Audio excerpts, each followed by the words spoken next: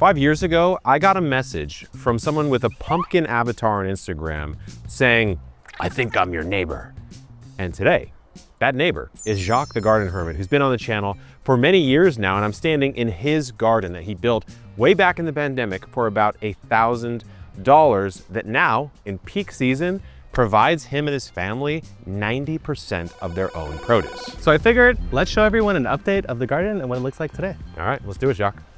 So we're standing here, Jacques, in the first section that you built 5 years ago. Yeah, this is the garden that started it all. It was 9 tomatoes and a dream. Basically, my partner, she bought all these tomato plants at the start of pandemic. She's like, maybe we're gonna wanna grow some of our own food. And basically this whole area just looked like a crazy mess of strings, random sticks, and tomatoes everywhere.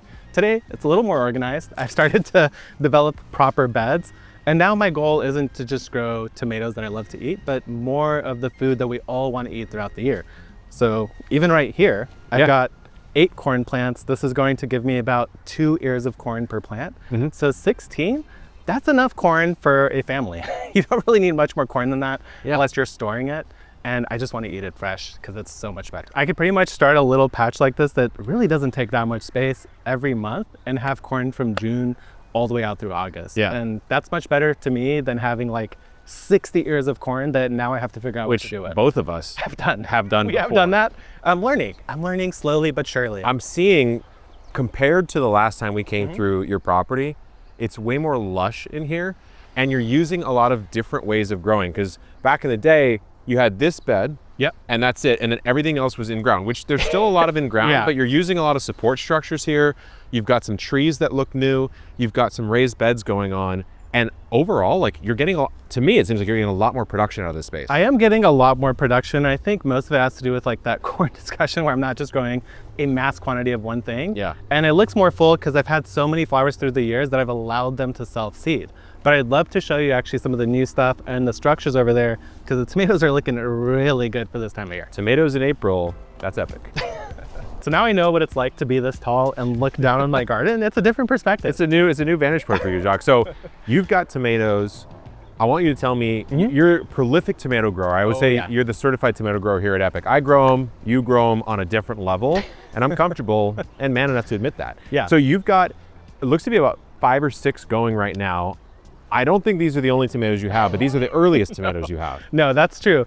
So actually what's really interesting about this is that it looks like 6 tomatoes, but it's actually 3. So the early season plantings that I do, what I like to try to train them as is 2 leads. If I only allow 2 stems to grow, I trim everything else. And to me, what that means in the early season is I get way faster early fruit production. So if you look on that plant right there, I've got 1, 2, 3, 4, 5, 6 full trusses of tomatoes that are like this big. These are huge. So yeah, they're already quite nice. I believe that's an early grow. I got a new grow here.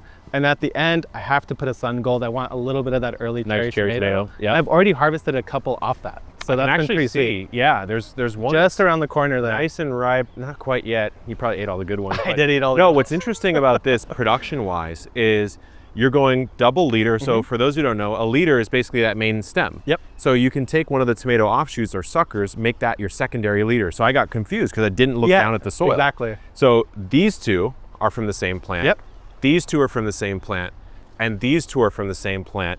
You could have 3 varieties, and honestly, they all look really healthy. I think the crazy part. The 2 leads keeps them healthy, gives me earlier production, and once it reaches the top, I could just reset it. So Jacques, we're still here in the front yard, but I'm seeing a fruit tree, one of my favorites actually, pomegranate. How have they been growing? So these have been doing really well. What's crazy is that both of these have only been in the ground for a full year now.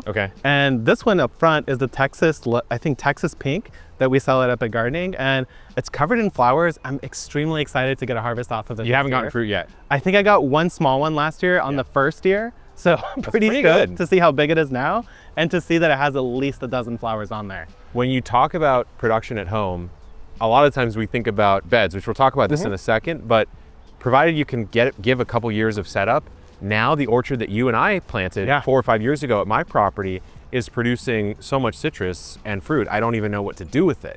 And so these, in a few years, are gonna be like massive producers for you. And what's interesting is that they don't take up that much space. No. Especially for the amount of work that it takes. Like, well, especially when you prune them properly. It's like 1 prune a year, and then you're harvesting, and then it's pretty much on autopilot. And I don't know if you've seen the price of pomegranates lately, but they're like often $8 to $9 for a single one. And so I'd rather just slowly invest in this tree and get plenty of fruit over the years, and instead of just buying. Everyone says money doesn't grow on trees, like that phrase. It literally does, though, is the crazy part. It literally does. Yeah. A pomegranate, we'll put our Texas pink up on the screen. It's not that expensive relative to what you're actually getting on a couple years time and the joy it's going to bring you. But I'm actually really excited to talk about this bed here because you're using a mesh sort of trellis method that I haven't seen either of us do too much. Yeah, this has actually quickly become one of my favorites. And the thing I really like about it is that it's just made out of jute. Yeah. So it is a natural material. I could compost this, I could throw it in a green bin. There's really no waste into it. And what's interesting about the way I set up, this is the first L-shaped trellis I've done. Yeah. And the reason why it works is because the sun goes like this. So this trellis is never going to be blocking the rest of the bed. Yeah. It's only going to be capturing sun. There's kind of like a sun pocket here. Exactly. Maybe like it's around mid-morning right now. As soon as it becomes like 11, there's nothing behind this garden that needs sun. Nope. So if you're growing, I see you've got peas here and you've got tomatoes. I'm actually curious, more tomatoes. How are you weaving these tomatoes through the trellis? So the fun thing about this trellis is that it's extremely low tech and you don't need anything except for the net. All you do is every once in a while as it's growing, you take the plant and you just pull it through one of the nets. Okay. And it supports itself. So there you go. Now it's going to be locked into this space, especially if I pull this bigger leaf through. And so you just have to come do this every once in a while and it'll weave its way through the trellis. Yeah. And enough said. And then of course, like any climber, natural climber, like a pea or a bean or a cucumber is going to rock it right up here. Especially a pea. These will reach maybe the entire height here, which is fantastic. And this is just the front yard, guys. Let's go ahead and check out some of the other stuff you got going in the back. Yeah, I had to bring you over here to show you my pride and joy, the 3-bay system. I've been wanting a 3-bay compost setup for a long time. It's finally here. Dude, it looks really good. I'm almost jealous, but I'm not because I have a 5-bay system back at my place that replaced my 1-bay. It looks very much like just one of these. And that's what used to be here, right? Yeah, I had your 1-bay system forever and I added a couple pallets to it to make it 2 bays, but it was a huge sloppy thing. It was starting to fall apart. Your bay is still holding up, by the way. Like 5 years later, could still compost in it, but I just needed more space. Yeah, I got a 3-bay, but I went bigger to smaller. So the idea is that active pile gets moved into the middle where it starts to finish. By the time it's done, it will have shrunk. Goes into last bay, which is a little bit smaller. Now I have a couple features, of course, the boards that you could slide in and out, that's classic. But I also have my cutting board here, which is my favorite. So that way I can get my machete. Whenever I have some scraps I need to compost, I just get that on the board. And then that goes straight into the pile already pre-chopped. Stealing that. I actually really like that. And you know what? You have it kind of like locked in here with these little edges. You're taking yours right to left. Yes. Just because it's easier to access the right side with. It is easier to access, and in my weird yard, what happens to be true is that where these 2 bays are is sitting on straight dirt, and the last bay is actually all paved over. So I figured I'd rather have the active system on soil, so it's beneficial, and have the finished product on pavers, so it's easier to scoop out. This is great. I mean, what I like about it is, first of all, it's a lot more sturdy than your own system, but second of all, you have very logical flow, and then it looks like you're on a steady temp right here. Yeah. It's a little over 100. It's probably over 100. And so this is like cooking, but cooking slow. And this is almost done. I was gonna say, that's almost done. Yeah. So you got a great system here, which is pretty much, I would say, pretty much mandatory for anyone trying to grow a lot of produce at home. As Charles Dowding will say, when you're really cranking out of a home garden, you probably are still gonna have to bring in inputs every now and then. When you've got chickens, which Jacques is gonna show you in a little bit, when you've got all sorts of starts and debris coming out of the garden, a lot of debris. You need some way of recycling it. And speaking of starts, I wanna see what's in the greenhouse. Oh, I've got a lot of starts. All right, Jacques, I'm coming out of the greenhouse with some my pride's and joy. gnarly looking peppers. I'm gonna be taxing you in more than one way. I've got a little. I was scared of that. Oh, you got a cherry tomato from in there. That's sugar. Really sweet. Yeah. What variety is that? That is the Husky Cherry, a classic one that actually I get at Home Depot every single year. Husky Cherry for it's a Husky boy. It's the one tomato that I will buy as a start every year because it's so reliable, and I actually always go to Home Depot to get it. I think it's important to say this. We've been gardening combined, I would say. I've been gardening for 13 years. You've been gardening for 6. Yeah. It's fine that you don't start seeds sometimes. Yeah, everything else is from seed. So a couple plant starts here and there, no biggie. And speaking of, we do want to say this. We sent Jacques out last year to Maine, to one of our team members' properties out there, up in northern Maine, along with the help of a ton of other people. Thankfully, Paul as well. The guys built out an incredible homestead from scratch, and that entire series, going through greenhouse build, compost build, Pathways, gardens, everything is live on Home Depot's YouTube channel. It's the From Scratch series brought to you by Home Depot and Epic Gardening. You can go check it out. We'll put a link in the description. If you want to see end to end in a condensed timeline how you would do a project Exactly. like you've done here at the at your place, I've done at my homestead, highly recommend checking it out, Jacques.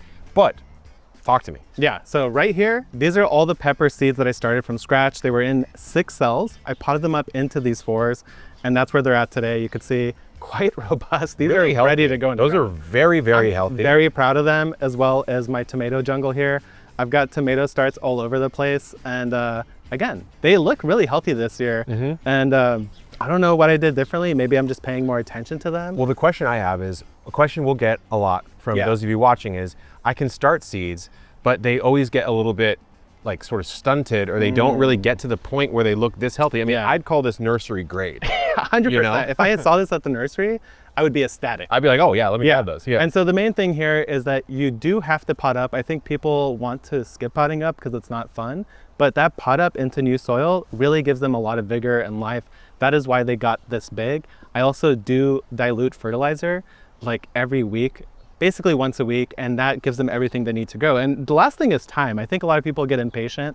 There's like this period where a seedling just kind of sits there. Yeah. But if you forget about it, well, don't forget about it, you have to water it. If you forget about it for like 2 or 3 weeks, all of a sudden you'll look at it and it'll be like this. Yeah. So you're dilute fertilizing with water, Yes. maybe once a week, and you're still watering maybe 2 more times per week, right? Watering at this stage, especially when they're starting to really fill out the container, I'm starting to get roots at the bottom. Right now, it's every day. Okay. So I really need to get these in the ground. Pop a root out on these peppers just to let's give see. people a look at what we're seeing here. I like to smack them first. That gives them a nice, easy root ball. Interesting. And show them who's boss a little bit. And then if I pull that out, Oh, look at that. I mean, those are perfect roots. They're I would say shooting that's literally picture perfect. This is ready to go in the ground. This is Absolutely. what it wants to look like, and go into the ground, it will skyrocket. That's very nice. So I'm gonna have a great pepper year, I think, and hopefully a great tomato year as well. Okay, so these are going to probably be going out into the back garden. Yeah, I have a which new bed. is an entirely new thing. So let's go check a look. So now we're over here on the second half of my garden, although this side is much bigger. I've got bigger beds and bigger plantings in general. I'm kind of obsessed with what's behind us. I want you to talk about this because I see garlic and something else. Yeah, the wheat over here is extremely cool, and I definitely want to show you a close-up on that guy. So Jacques, over the years, both you and I have cultivated not only wheat, but a love for processing that wheat into flour, baking our own sourdough bread. Maybe one of my most favored memories from the garden as far as like farm to table. Yeah, it's so much fun. It tastes way better, and I felt like I was like connecting to some like truly primal thing, not just like I'm eating a primal diet, but I was actually doing something truly that our ancestors have done. We're out here threshing. Yeah. I'm putting this wheat in a bag and I'm beating my wheat. Yeah, you know, like you're really doing something. You're getting little berries out of it, and then you're making wonderful flour that turns into bread. So this is a hugelkultur mound, actually. So all of the wood's buried beneath it. Back in December, I scattered roughly, I want to say like half a pound of wheat across this, and I'm hoping to get 3 to 5 out of it. So, pretty good multiplier. Yeah, and at the end, you basically don't do anything, you just water it. The main thing that keeps happening is that some sort of cat or rodent keeps, or not rodent, but like a raccoon, keeps either sleeping or running through the middle of my wheat. So it is trampled a little bit, but it's already starting to turn golden brown. I think it's gonna be a wonderful harvest. It looks really nice. And on this side, I've got, I wanna say it was 300 heads of garlic planted. And at the same time, these are almost ready. I'm getting scapes on them, which is really cool to see this early scape production. That's on the hardneck garlic. That's that flowering exactly. Yep. That's a tasty little bonus treat. So I'm hoping to get extremely good garlic out of this, really good wheat out of here. And then I've got the giant peach tree behind me. This is the OG bigger hole for a tree. This is, believe it or not, a 3-year-old tree. It's in its 3rd year now. I can't believe it. Yeah, it's massive. You know, you remember back in the day when we planted out my orchard, specifically my citrus, we did the opposite. We did not amend, and we did exactly, and we just slotted it in. It still worked just fine. Absolutely. Still worked just fine. This just worked faster. It was a lot more work though. I mean, you were digging for a while. It was like a half-day project, and the results speak for themselves. This was a bare root tree. I've already harvested peaches off it every single year. And I have to prune it in the summer just to keep it from getting too massive. Peaches in the first year is I wouldn't say unheard of, but it's highly unusual. Yeah, a little bit of fruit San trees. Diego for sure. Well, for sure. So this is some of the farming kind of stuff I would say you've got going on, but I'm seeing a pepper bed that I have to talk about. Oh yeah, let's check it out. What I'm seeing here, Jacques, is, you know me. Oh yeah. I like nice, neat beds. And this one is extremely neat. I basically put, I think 10 peppers in a 3x4 epic raised bed. This is the short one, which is perfect for peppers because they don't get that tall. Yeah. And look at that. I've got the first shishito of the season, which is insane because it's not even May. We're in early April here and they're already fully cranking out production. That's really nice flavor too. Oh, Is that one a hot one? I got the spicy one. Hey, you never know. Yeah, 1 out of 8 or something like that are spicy. What I like about this, for a home gardener, it's so simple. Yes. You don't need anything. The bamboo stakes That's are all I maybe need. a couple bucks at the nursery. Of course, you could just forage around for something like that. And they're like 3 years old now. What'd you do? Just put a little twine on them? Tie Yeah, 'em up? it's a single tie is really all I feel most peppers need on the main stem. That basically just stops them from being able to wiggle at the early stage of transplant. Once they're mature enough, the roots will get into the soil and it should stop any sort of flopping and flipping and any sort And of are you doing any pruning on these at all?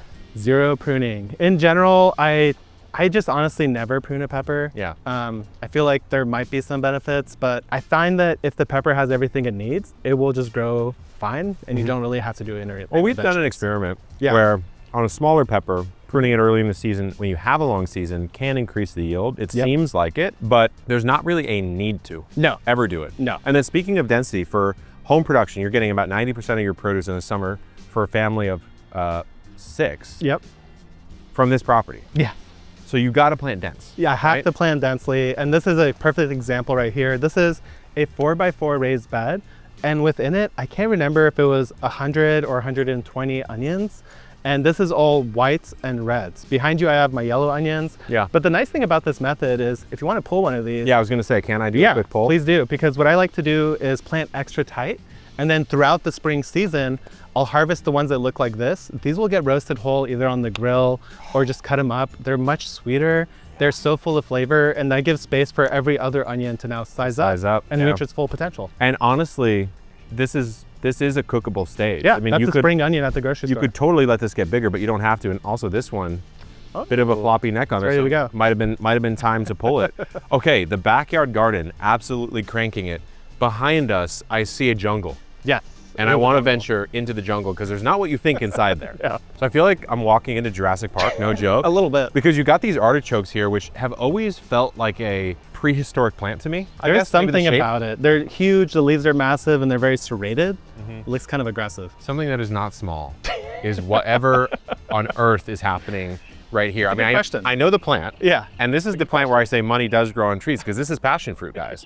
This, how many are you pulling a season off this monster? Oh, hundreds. Like Hundreds. literally hundreds without exaggeration. And that's just the ones that I could find. Yeah. Because what this is it's actually growing on the fence that surrounds my chicken run area. Can't tell. You can't tell that there is a fence somewhere in there. Yeah. And this is powered by poop, powered by chicken poop entirely. I don't fertilize anything. And what's shooting up above it, maybe 20 feet in the air, are pomegranates and a dwarf mulberry. believe it or Yeah, not. it almost looks like a Dr. Seuss style tree. We'll look at it in a second, but this is such a good way to add production to what would otherwise just be protection, like the fence, of course, keeping predators out, keeping chickens in. I remember at least when this first went in, Yeah. it was at the height of the fence, which is about this tall. Yep. And it was at the width of the fence. Yep. You know, and now of course it's feed It's out. attached to everything. This is something you can run through and trim down though. I need to maybe even fully remove it at this point. And just restart. replant? Yeah. Yeah. Because So- it's a little wild. This is the exterior of the jungle. We're gonna go into the interior of the jungle. He has what's called a chicken orchard. I gotta say, this might be my favorite part of your garden. Just It kind of is. chilling here with the hens. A chill little chicken zone here, and it's all powered by their poop, which I love because these trees get so big Yeah. with no sort of any added fertilizer. Well, we put this in, I wanna say 3 years now. Chicken orchard is what we called it. And now it's the chicken jungle. But the whole idea here was, of course, chickens have their coop. Yep. They have their hen house and their indoor protected run. This is your version of the outdoor run. Exactly. And then you added fruit trees with the logic of that their poop would basically fertilize the trees. That's definitely the case. The idea here is that I don't want poop on my vegetables that I'm eating, like I wouldn't plant lettuce here. First of all, the chickens would destroy it. Yeah. But second of all, I just don't want that to get contaminated. But with trees, they're going vertically, so there's really no harm to poop on the ground. You just rinse off your fruit anyway. And then also this part of the yard doesn't get that much sun, and the tall trees are able to reach and capture it. So it turned a space that otherwise was kind of a little bit useless into something highly productive and enriching for all of my chickens here. Yeah, and I will say yours like being held a little more than Yeah, they're although I pretty didn't friendly. do that the one the right way. But Jacques, I would say it's been 5 years since we did your first tour here on the Epic Gardening channel. It was a good garden then. It's an awesome garden now, and you're producing a lot of food, literally for 6 people. Yeah. And you guys mostly eat vegan. Yeah. And so that's a lot of produce to come out of a relatively small space. Obviously, not everyone watching this video is going to have 2 backyard gardens, but you can start small and you can scale up. Both myself and Jacques started with very small gardens and eventually grew our way into larger spaces and larger production, and of course, worked on all of our growing techniques. So if you do want to check out Jacques' original tour, you can do so by clicking this video right here. Well done, my friends. Thank you, sir. Official garden hermit of Epic Gardening. We'll see you on the next video, guys. Good luck in the garden and keep on growing.